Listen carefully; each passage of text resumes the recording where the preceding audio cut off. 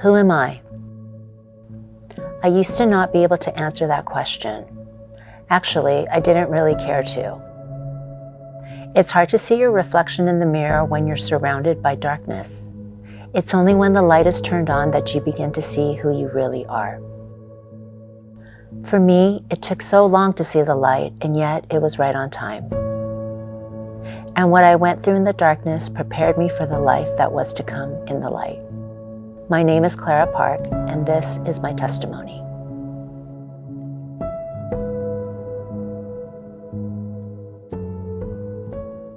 Hi, Clara. Welcome to the Lore TV. We're so glad to have you here.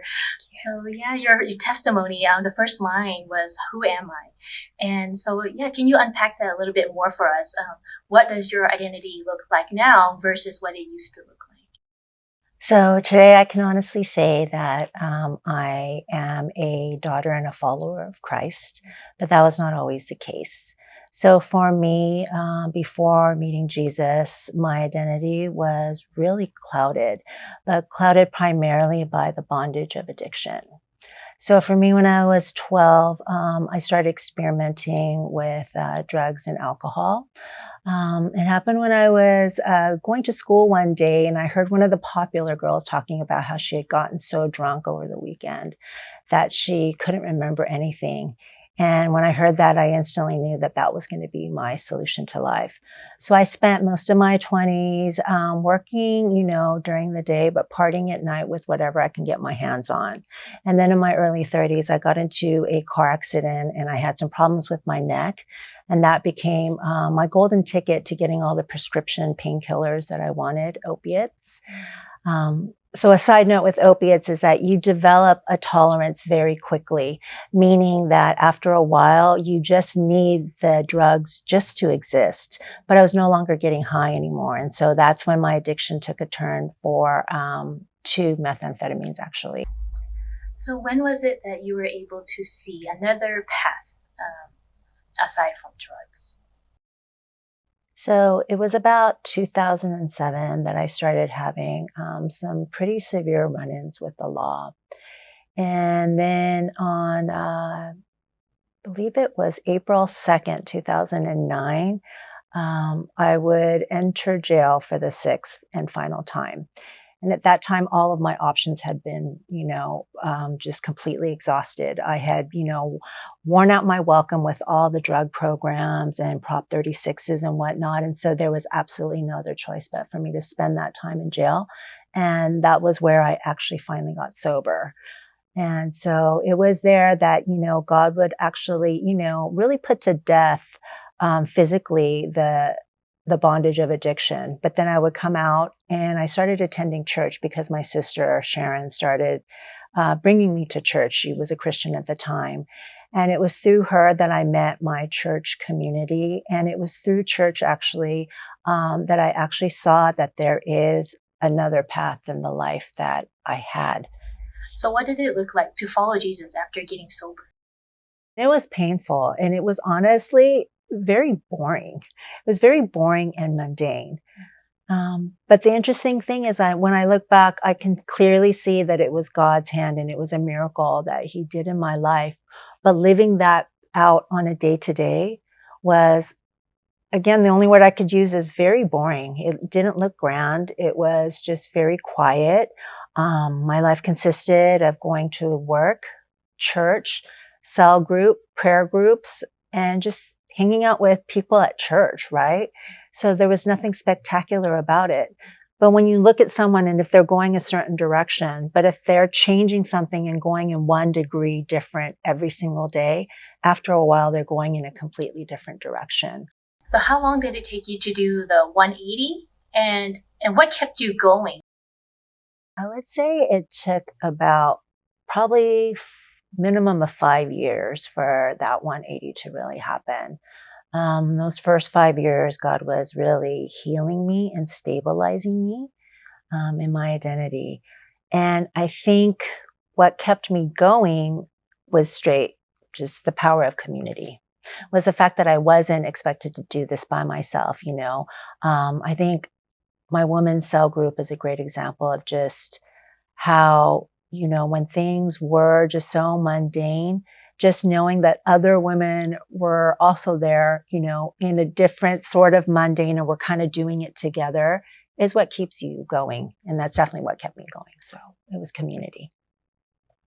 So during this time when you were getting sober and everything, and you're a part of this community, did the enemy try to draw you back to your old habits, and try to make you lose your footing?